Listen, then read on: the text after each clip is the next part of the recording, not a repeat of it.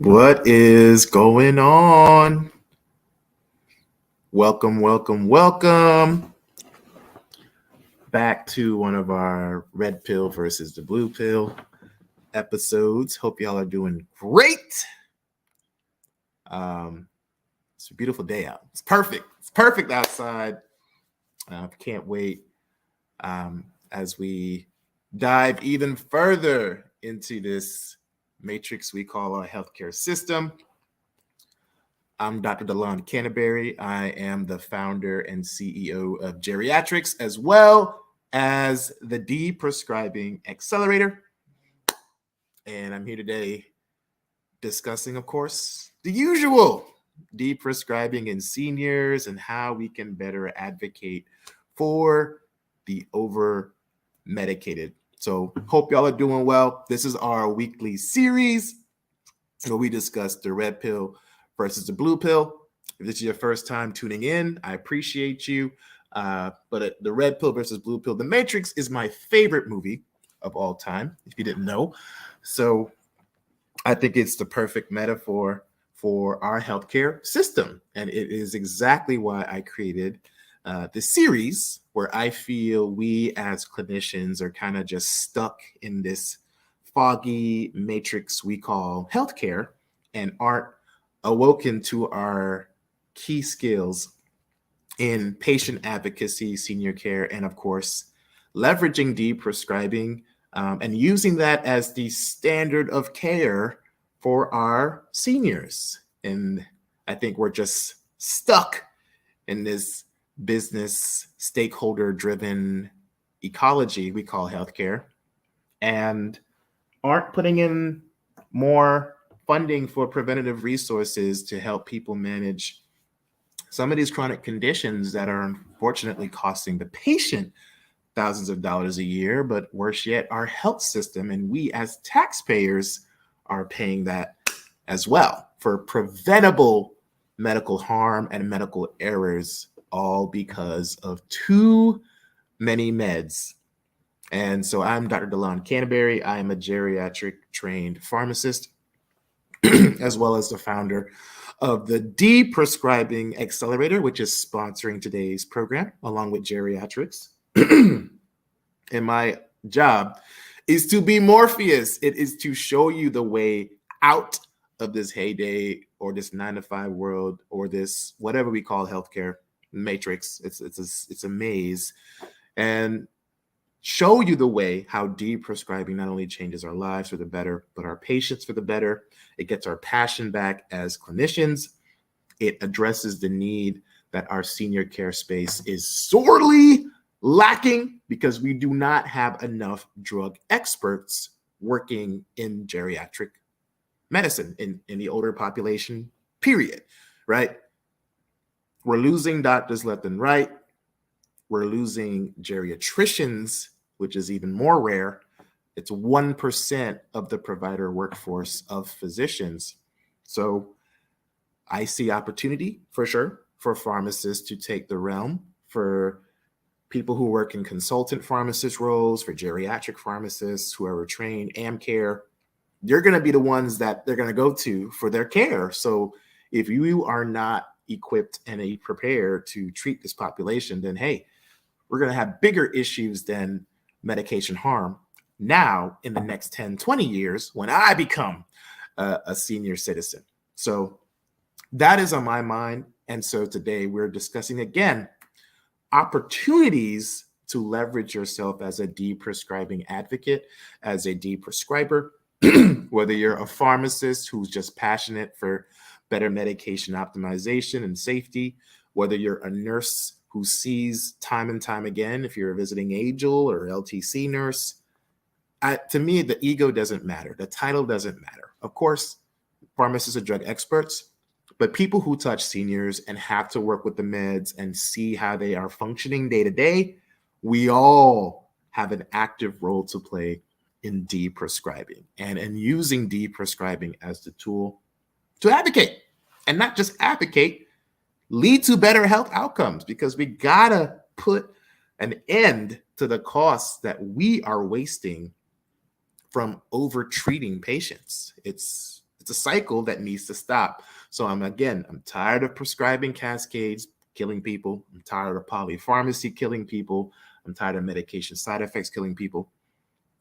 And as a pharmacist, you just kind of get burned out filling these pills over and over and over with people who are on 20, 30 med lists being sent to the ER, but worse yet, being sent to an assisted living facility. And then they're maintaining the same meds until they get so sick, they end up in hospice. And then hospice finally decides, you know what? Let's stop the meds and see what happens. And then you stop the meds and you wonder, why is the patient getting better? And I hear that story too often, particularly on the winning side for those who were able to deprescribe their loved ones and reduce those med lists. And what do you know? They, quote unquote, graduated from hospice. I'm going to start using that. I learned that today after speaking with someone who was a nurse and managed to advocate for her mom, who was dealing with, again, overprescribing. So there isn't really a boogeyman here or a one end all be all for why this happens. This is a systemic issue, again, hence us being in this healthcare matrix. And my job as the chief deprescribing implementation strategist is to simply be your Morpheus and show you that you can choose the red pill. You can unleash your intrinsic ability to be a deprescribing advocate to, well, save some lives, all right, and prevent harm. And not only that, but also save some insurers money too, because, hey, they don't want patients sicker and they don't want patients falling and going to the ER. So it ends up being a win-win-win. The patient wins, you as a clinician wins, and our big payer insurers win if their patients are healthier and aren't, of course, falling out and dying from benzos or opioids or antidepressants or antipsychotics or any drug that's working a little too hard for what it should.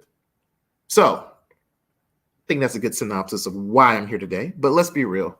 Today we're talking about the perfect opportunity for deprescribing, and stumbled upon it probably a year into starting geriatrics in 2020.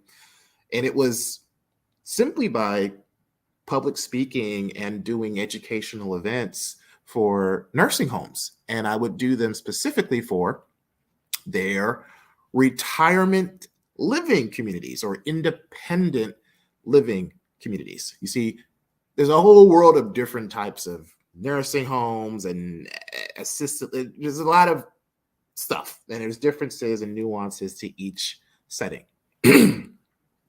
But you and I both know that some of these places already have their own like long-term care pharmacy embedded, or they already have like their own slew of consultant pharmacists managing, I don't know, 50 to 100 beds per pharmacist, whatever the case is. Not all of them are like that. But we are missing out on an entire community of older citizens, 60 and up, who are in these independent living communities, right? And no one is thinking to go in and just work with them as a pharmacist or as a deprescriber or as a nurse who's passionate about deprescribing or holistic meds. These facilities literally have $1 million budgets and have vendors that come in. They can do anything from diabetic durable medical equipment to a speech therapist. They have chiropractors sometimes they contract with. I mean, there are all types of chefs that are like featured. Like, there are tons of people that work in these settings. So why aren't more pharmacists and nurses? I don't mean as staff. I mean providing a whole different service. Okay? Yeah, no. Switch it up. We're switching it up today. I'm saying come in as the expert and sell your service. In my world, is deprescribing and genetic testing, of course. But I didn't just know this was available. One, I had to figure out who to go to, who to market this to, why would this matter? Is it even valuable to them? And the answer was a resounding yes, as I started doing the first thing that got me into this world, which was my Drugs with Dr. DeLon series. So I'm curious how many of y'all remember that last year, but 2021 was the first time I launched a 4-part bit virtual and live series. And it was essentially covering everything from the activities of daily living. So basically, how do you know when your loved one needs help around the home? Knowing some of those signs, it could be hygiene, getting dressed, getting lost very easily, just noticing any differences in your loved one's behavior as a potential red flag or indicator that maybe they may need a little extra help at home. So that discussion I gave talked about activities of daily living along with the instrumental activities of daily living. So, balancing a checkbook, doing laundry, like kind of just things around the house.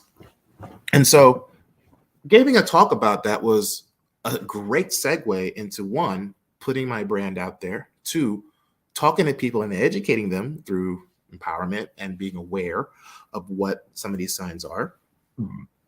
Three, improving their quality of life. So now that they can ask questions and hopefully stop any potential harm or side effects that may occur. But it wasn't just activities of daily living.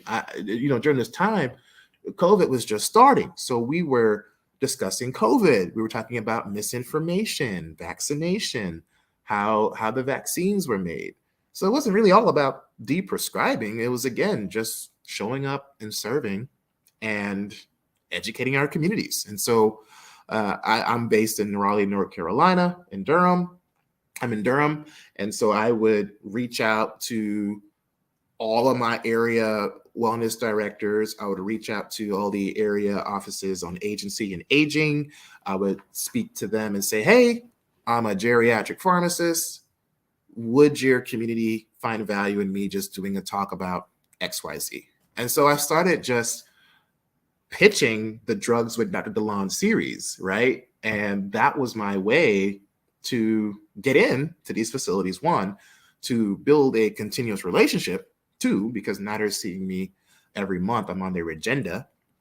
And now three, their patients know me and love me, right? So I'm building upon all the know, like, and trust factors, but also I'm getting paid to do that. It wasn't all free. Some of them, I'd volunteer my time with, but most of those were paid contracts, right? Which is great because, we got to get paid for what we do. We're experts, got to get paid.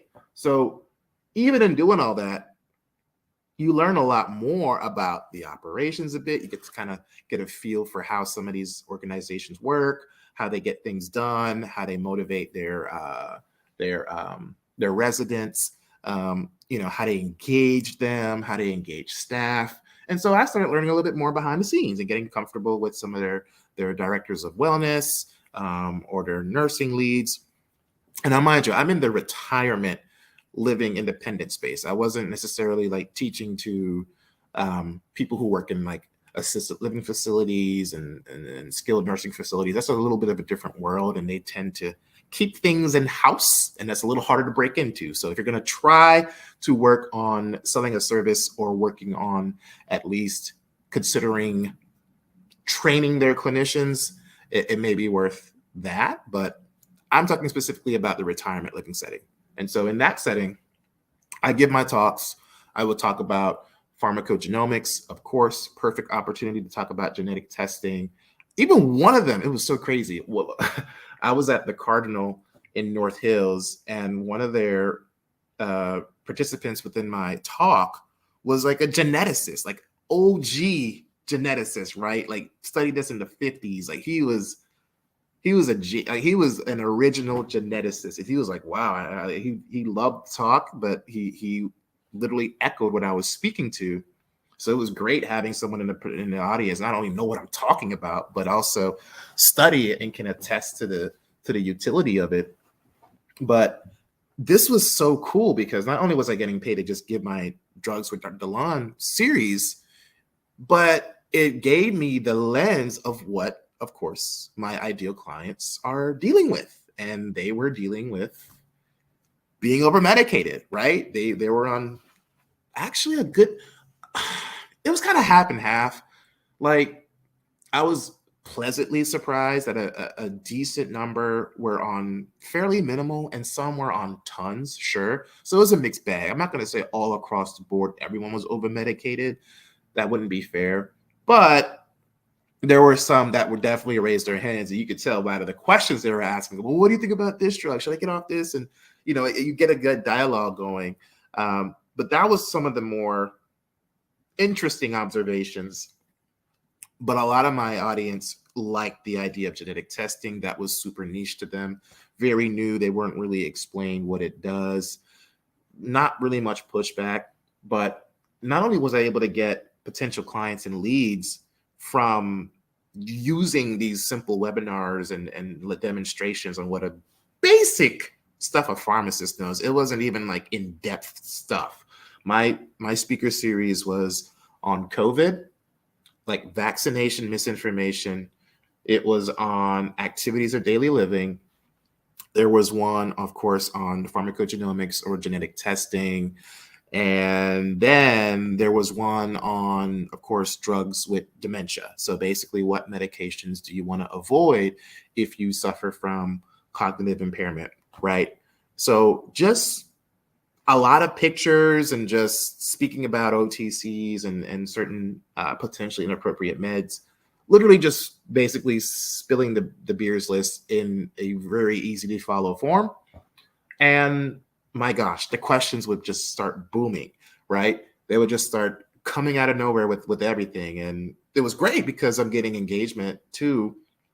They are now learning in the process because they're actively listening and they're actively asking questions along the way. So I get a little bit of a mini quiz on what's harmful, what's not, or what they can consider as an option. But it was fun because now I'm getting intel on what my patients or prospective patients would need. And now I'm getting contacts, I'm getting leads, and I'm having follow-ups, and I'm able to schedule future med reviews, right? So deprescribing is absolutely a gold mine within the senior care space, but I don't want us to just assume all because they're in a retirement living community that someone isn't actively looking at their meds like this. So don't just think, oh, they already have a pharmacist on staff or they already have someone watching them. Like, no, you can't assume that. They just live there independently and they're paying a lot more money to have the convenience of being in that network. But they're honestly mainly on their own if they're in that retirement or independent setting. So again, for someone who hasn't worked in this space directly yet until I started this business, I wasn't quite aware of all the different types of settings.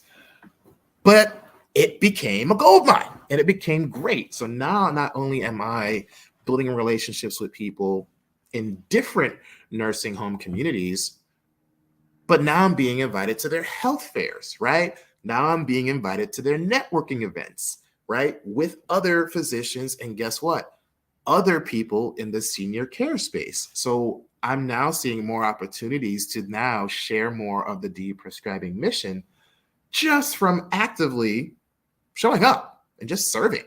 And I got paid to do that, right? I got paid a contract for that. So not only was it about, it's not about the money really. It's about, again, serving people authentically and leveraging what we already know as clinicians in the senior care space and putting it in a very easy to follow and digest manner. And so that is why deprescribing is absolutely a gold mine, one, for our seniors, but more importantly, within these types of settings who honestly have a lot of their meds pre-packaged and blister packed and probably mail ordered.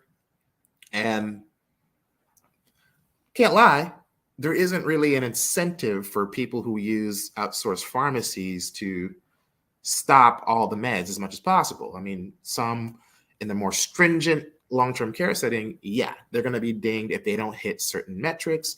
And so those metrics are good, like reducing antipsychotic use in seniors and dementia, like inappropriate opioids. Those are great. I want that to happen.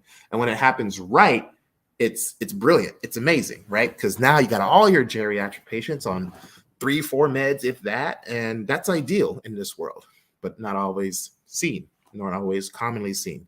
So the community resident I think, is one of the biggest opportunities for pharmacists, nurses, and social workers who are considering the deprescribing world in advocating, right? There's no need for us to wait until they hit hospice. I'm going to say that again. There's no need for us to wait until someone is forced into hospice, and now we start talking about getting them off of drugs.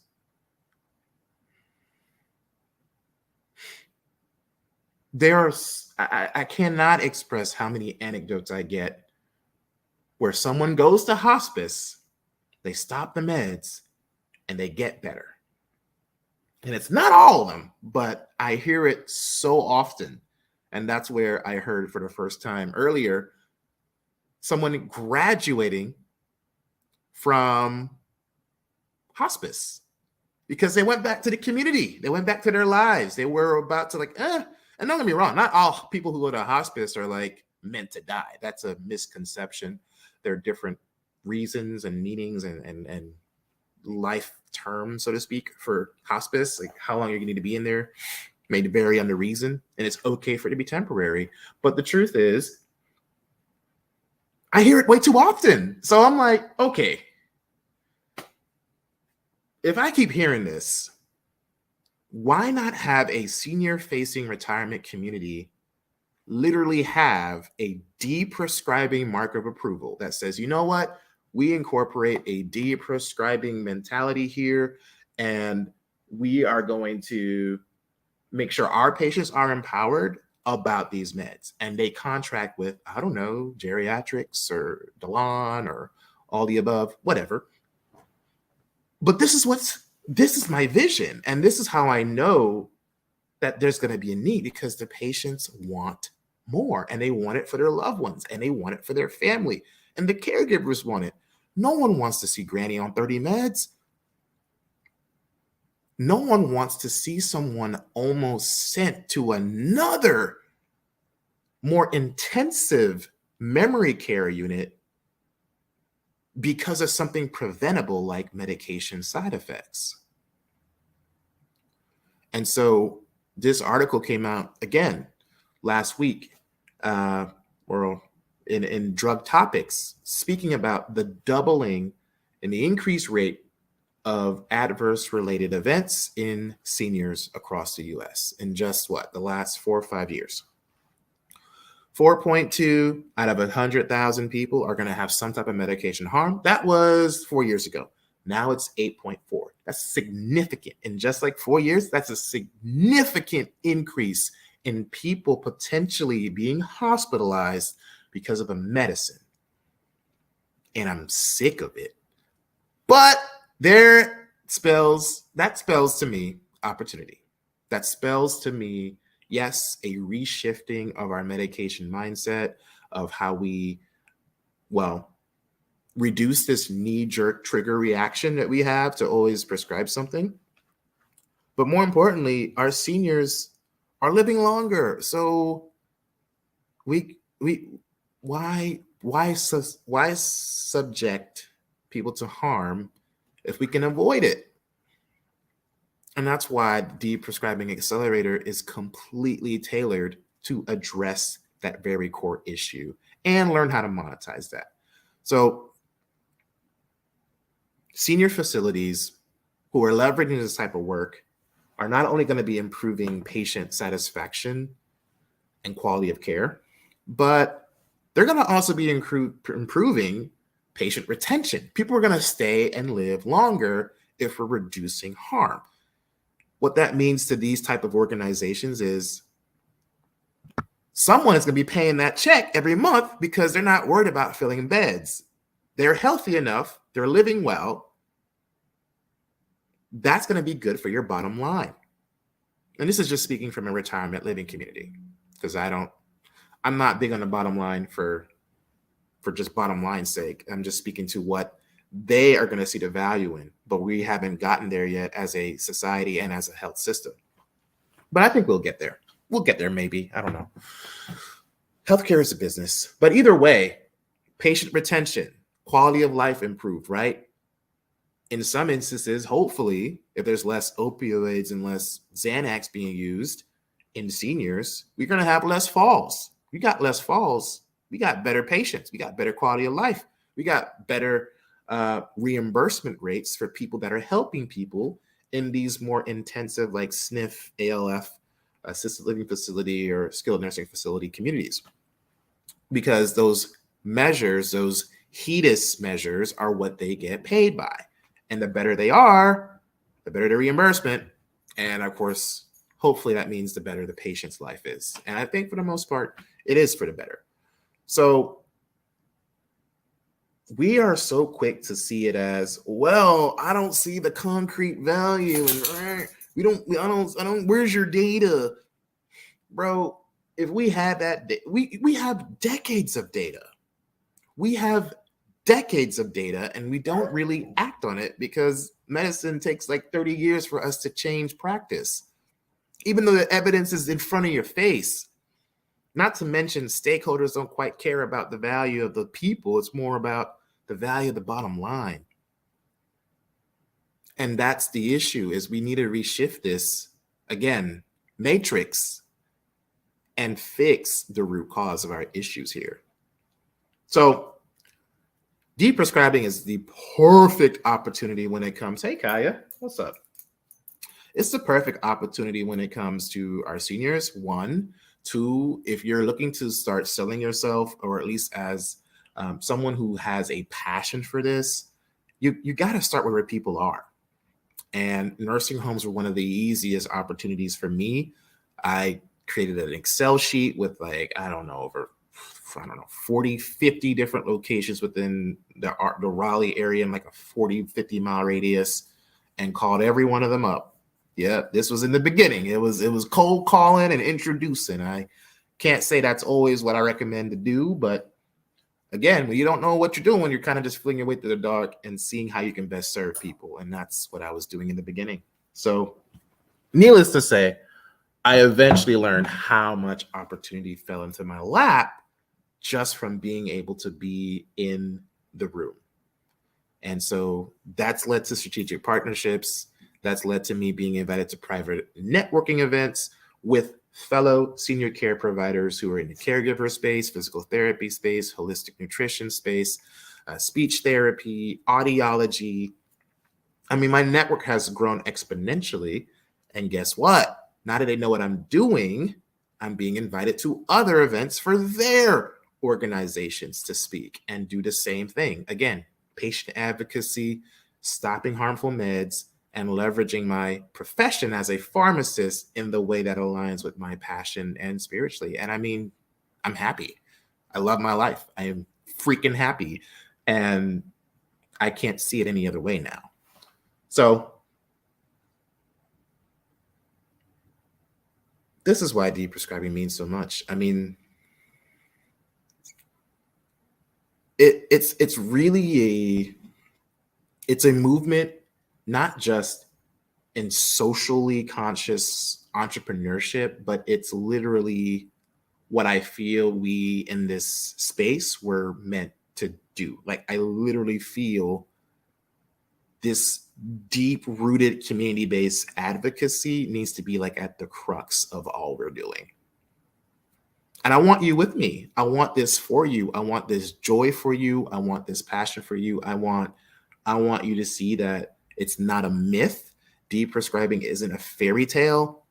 It can definitely be monetized. We don't have necessarily CPT codes for it, or ICD-10 codes for deprescribed candidates, but there are ways not just around that, but there are ways through it, and there are ways that we can do it as a team. And I cannot stress how much being exposed into this world has led to other amazing opportunities and lead generation for prospective clients in need of my services. So anyway, deprescribing has been so fun, and hopefully this sheds some light on how my humble beginnings, and they're still humble, trust me, have taken me to where I am today. And this was, mind you, all just last year.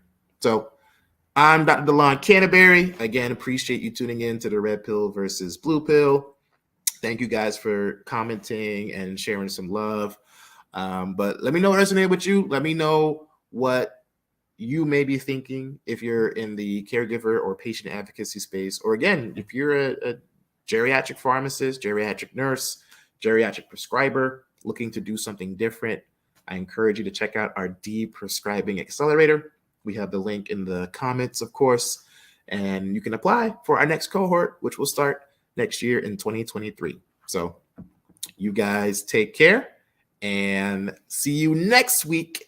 Just so you know, there'll be a couple of conferences I'll be attending. So next week I will be actually at the American Society for Consultant Pharmacists. So check that out. I'll be in San Antonio next Thursday. So I think I land right at 12, so I may have to tweak the time, but I'll let y'all know when we show up next week. All right. You guys take care.